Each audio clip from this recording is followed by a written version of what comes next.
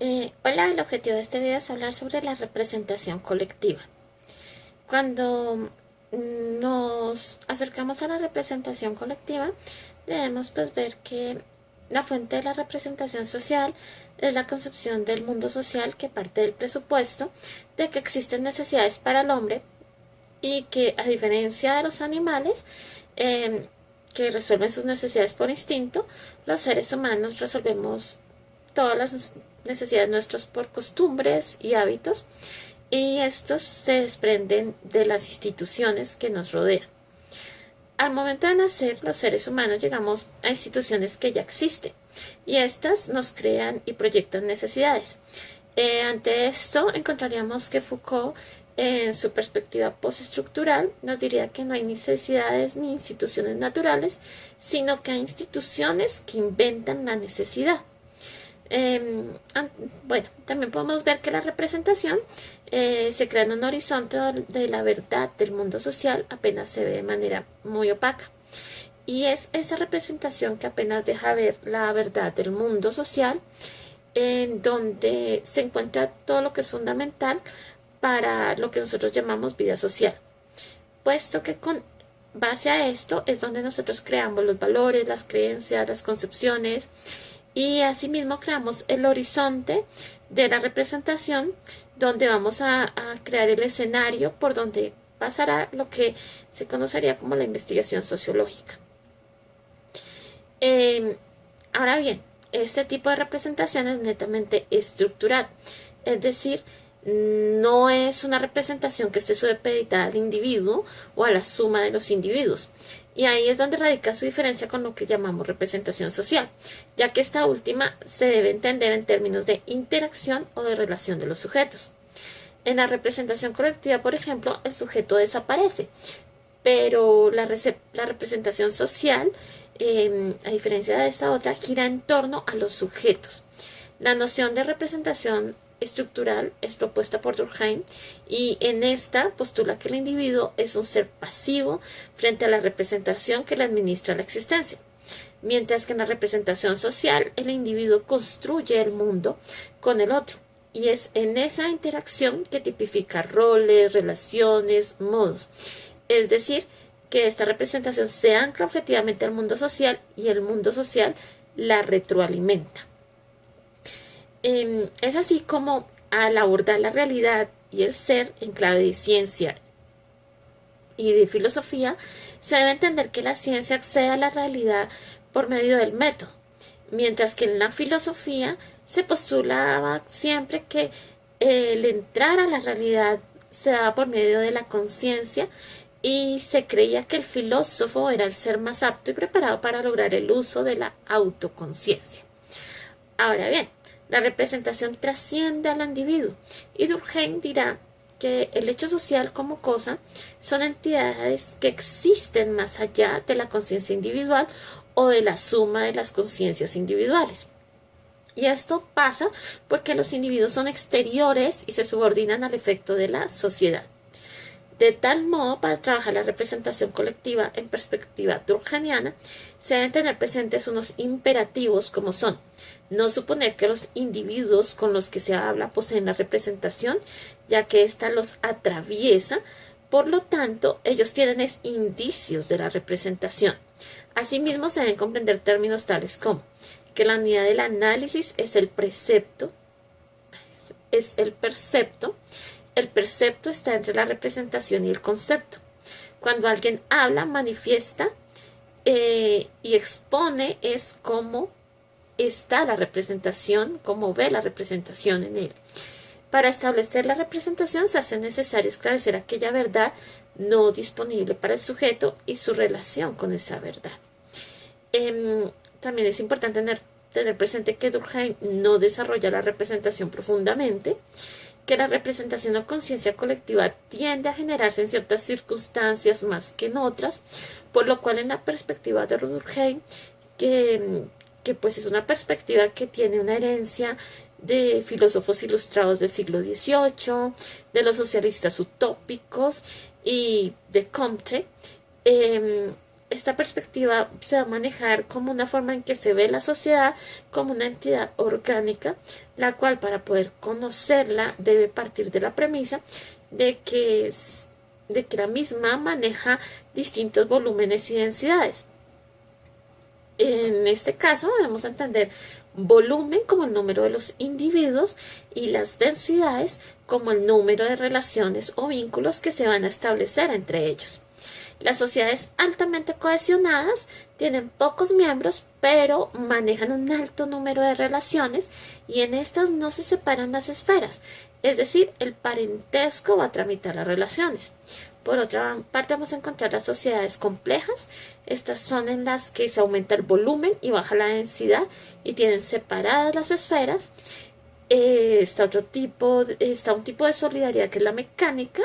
Esta la vamos a encontrar para describir sociedades donde hay poco volumen, mucha densidad, con nula separación de esferas. En estas sociedades todos los individuos hacen exactamente lo mismo. Están las sociedades de solidaridad orgánica. En estas son en las que se divide el trabajo. Y también vamos a encontrar que estas solidaridades no son evolutivas. Es decir, es un error decir que se pasa de la solidaridad mecánica a la solidaridad orgánica o viceversa. Realmente no existe un ciclo que transite de la una a la otra. La representación social supone conocimiento, pero no cognoscitivo. En sí, ella es un acto de creencia. Los actos del mundo social en que nos desenvolvemos por conocimientos son mínimos. Las sociedades se mueven es por actos de fe. Cuanto más cerrada es la sociedad, la representación se vuelve omnímoda y omnipotente. En esas circunstancias donde la distancia entre lo que los individuos pueden pensar es casi nula y todos piensan lo mismo, se genera lo que nosotros llamamos la conciencia colectiva.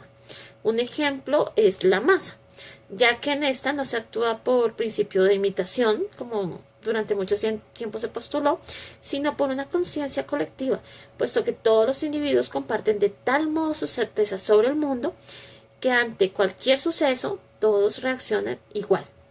La conciencia colectiva tiende a ser bastante más frágil en la medida que aparece la división de los roles sociales, ya que éste lleva a que todos estén en una situación distinta con relación a ese mundo social compartido, ya que hay grupos referentes como el grupo familiar, laboral, educativo, donde el individuo queda inmerso en distintas esferas.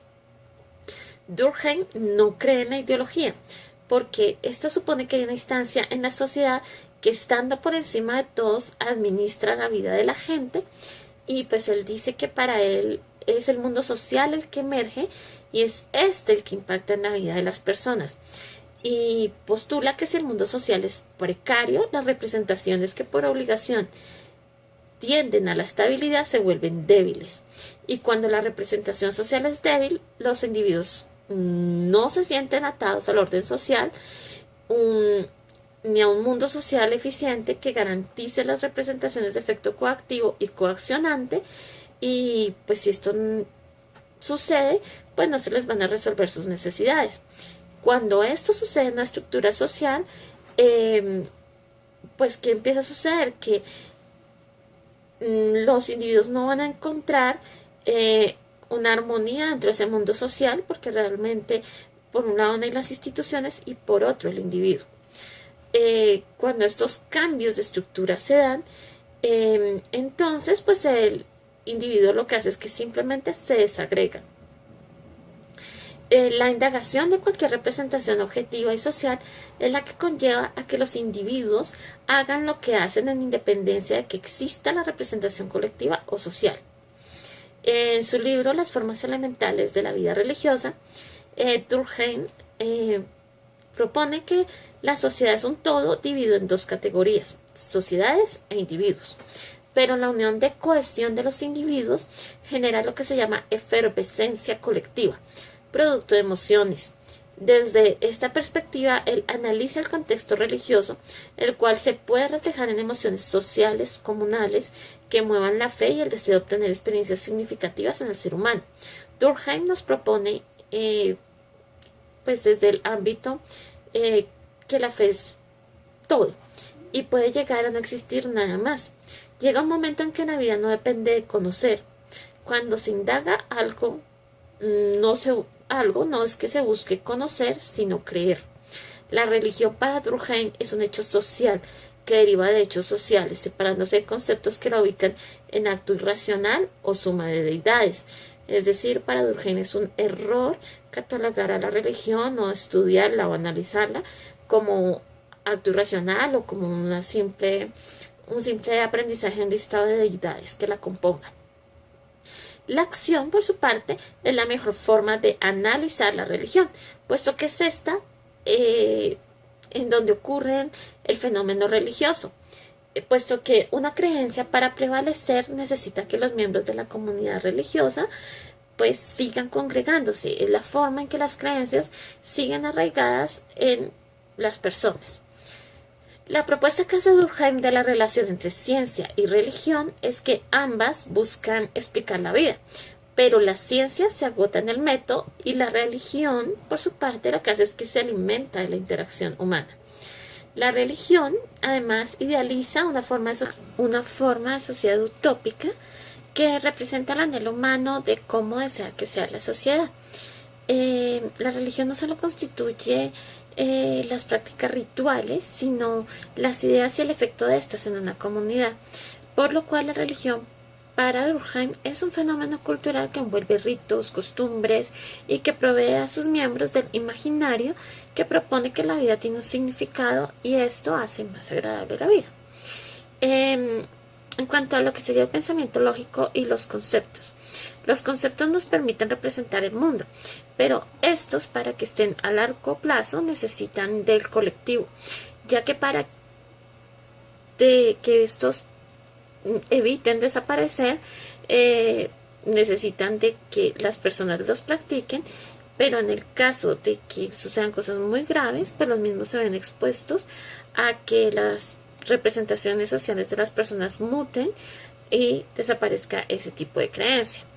La etnografía que el autor desarrolla es la de las religiones del centro de Australia, la cual permite entender las religiones en sus formas más elementales. De tal modo, las sociedades tienen imaginarios por medio de los cuales instituyen las individualizaciones morales, donde ubican lo sagrado y lo profano. Y es en ese último nivel de lo profano en el que se considera que es donde se quiebra la unión de la comunidad. De ahí que siempre vayamos a encontrar que la moral colectiva subyace a la moral individual y la moral colectiva es la que genera las estructuras normativas.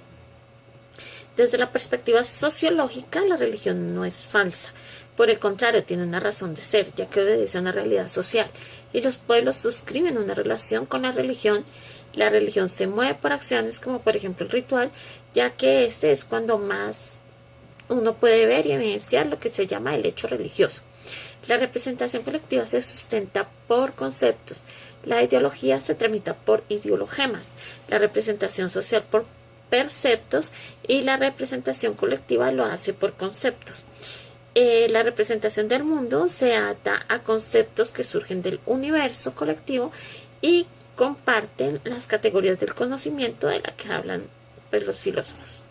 Los conceptos que definen la relación social con el mundo son la esencia de la experiencia religiosa. Lo que se llama Dios es la forma en la que los individuos representan a la sociedad. Es como tramita la sociedad a Dios y es en ese concepto de Dios en el que se van a ver reflejados los deseos de la sociedad. La religión sostiene el conjunto de sociedades, pero el hecho religioso se enfrenta a la quiebra cuando viene el desencantamiento de la misma. Ante esto aparecen nuevas esferas y ámbitos que ponen al individuo ante nuevas formas de moral que el individuo considera personales, pero realmente estas son producto de instituciones que incorporan ese tipo de moral. Pues para concluir, hay que tener presente que el ritual suspende las condiciones de la existencia para que las mismas procedan, que el fenómeno religioso nos lleva a creer y todo lo que se mueve por representación colectiva nos lleva a la creencia, que la investigación en representación colectiva debe tener presente el acto de las creencias, que es constitutivista este modo de estudio y no hay en ella construcciones de los individuos ya que ésta se impone al individuo. Al contexto siempre lo va a sobrepasar la estructura y que para indagar los fenómenos que tienen que ver con lo colectivo, se hace necesario estudiar la representación colectiva. Y el modelo más expedito para lograr interrogarla siempre va a ser la encuesta y la inferencia por medio del análisis del discurso.